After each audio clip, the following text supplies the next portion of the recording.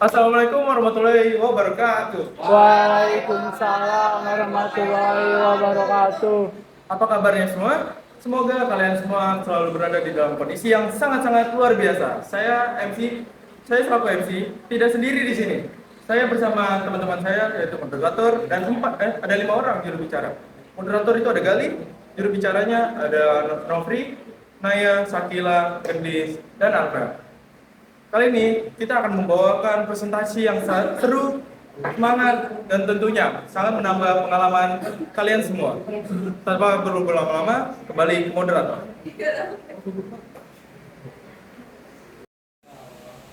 Terima kasih kepada MC.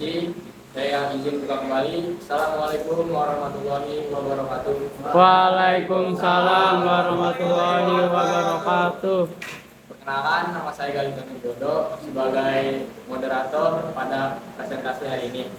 Nah, di sini saya akan memaparkan pelanggaran hak dan kewajiban pada pasal 31. Tapi sebelum lebih lanjut pada presentasi hari ini, izinkan saya untuk memanggil anggota. Pertama ada Alvel, Tarbiano, ada Trasnaya, ada Gendis, dan ada Sakila. Nah, selanjutnya akan dijelaskan oleh yang ada di belakang saya ini.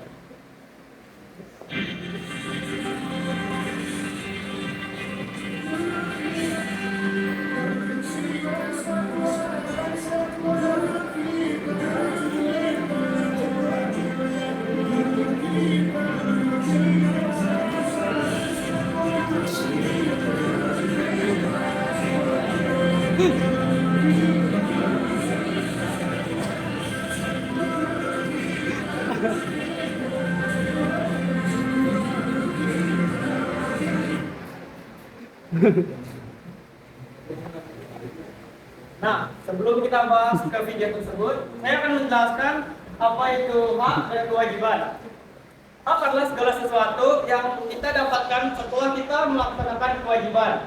Sedangkan kewajiban adalah segala sesuatu yang harus kita lakukan dengan penuh rasa tanggung jawab. Di sini saya akan menjelaskan pasal 31 Undang-Undang Dasar 1945 yang berbunyi ayat 1, setiap warga negara berhak mendapatkan pendidikan. Ayat 2, setiap warga negara wajib mengikuti pendidikan dasar dan pemerintah wajib membiayainya. Nah, penjelasan mengenai pasal 31 Undang-Undang Dasar 1945 menegaskan bahwa setiap warga negara berhak mendapatkan pendidikan. Negara wajib menyelenggarakan dan warga wajib mengikuti pendidikan dasar. Pendidikan juga berfungsi sebagai mencerdaskan bangsa, meningkatkan kualitas sumber daya manusia, serta mendukung pembangunan nasional.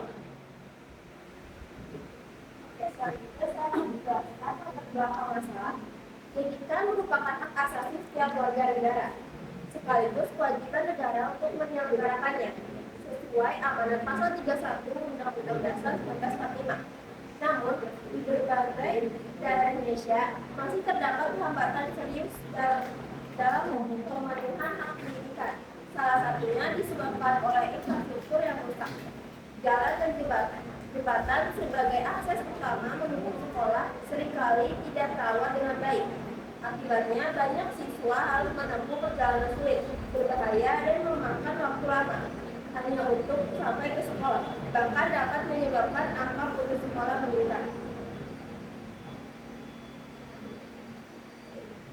Selanjutnya, sebab terjadinya yaitu adanya penurunan dana pembangunan infrastruktur, selanjutnya minimnya akses bagi pemerintah untuk melakukan pemerataan lalu kurangnya pengawasan dan pengawasan infrastruktur, lalu yang terakhir adanya kondisi geografis yang sudah mendukung. Di sini saya akan menjelaskan dampak yang dihasilkan dari pelanggaran hak dan kewajiban pada pasal 31. Yang pertama yaitu menghambat pelaksanaannya kegiatan belajar mengajar di daerah tersebut. Yang kedua yaitu terjadinya pelanggaran hak bagi para rakyat dalam mendapatkan pendidikan yang layak. Yang ketiga yaitu adalah ketidakadilan sosial. Oke, jadi kita masuk ke letak Kita masuk ke letak pelanggaran hak dan kewajiban. Yang pertama adalah letak pelanggaran hak.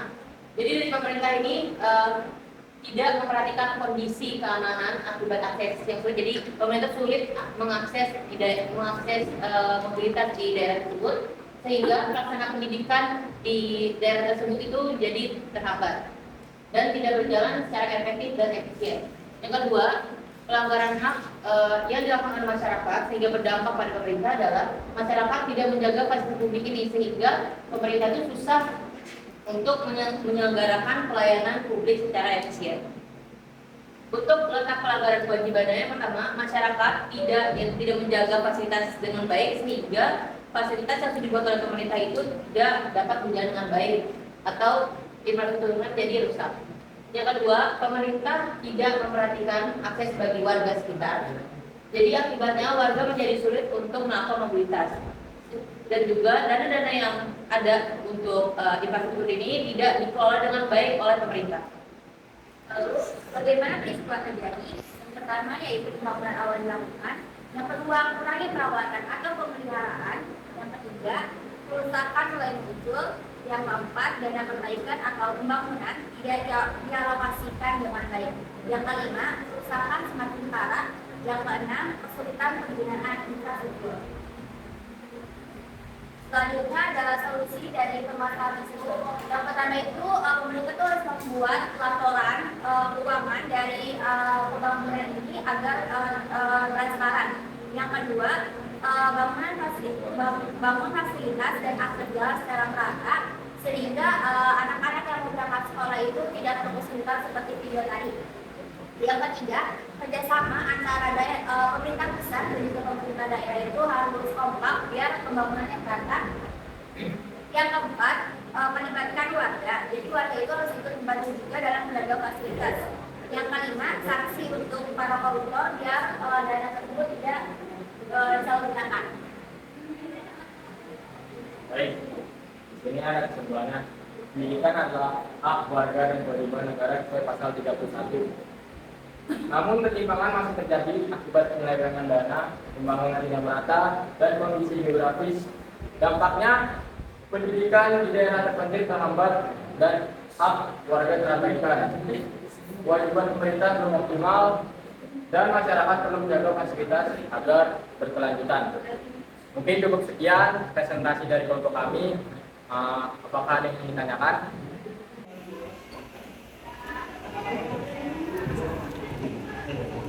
Perkenalkan, nama saya Kofi Diaryama dari kelompok 4. Jadi saya ingin bertanya, semisal ada daerah terpencil di Indonesia yang dia tuh nggak punya akses sekolah menengah karena infrastruktur pendidikannya masih minim.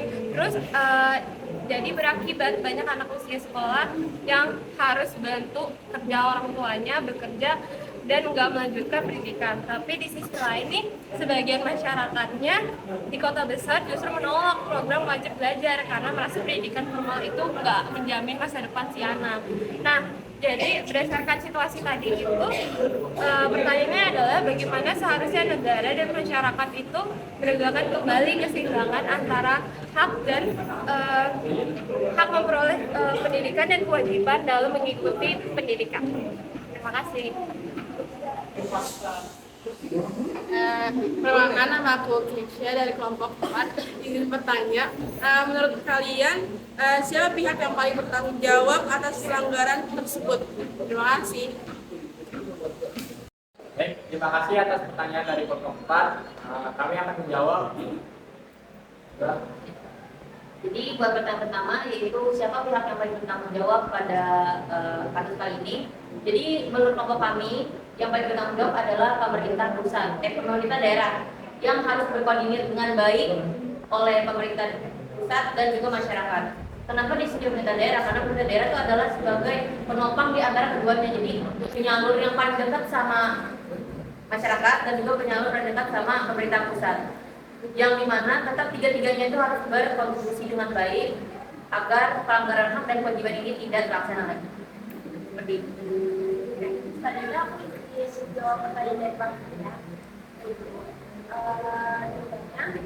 Negara perlu memperluas akses pendidikan dengan membangun sekolah satelit, sekolah digital jarak jauh, atau komprehensif bagi guru di daerah terpencil. Oke, mungkin cukup sekian jawaban dari kelompok kami. Sisanya kami akan serahkan kepada MC. Terima kasih. Nah, itu dia presentasi dari kelompok kita kali ini. Kita sudah mengetahui tentang penyalahgunaan hak dan kewajiban dari pasal 31. Terima kasih kepada berbicara sudah mengetahui wawasan-wawasan yang sangat luas ini. Dan juga terima kasih kepada kalian telah mendengarkan dari awal sampai akhir. Kalau jika ada kesalahan, jangan lupa mengatakannya. Dan kurang lebihnya mohon maaf. Wassalamualaikum warahmatullahi wabarakatuh. Waalaikumsalam warahmatullahi wabarakatuh.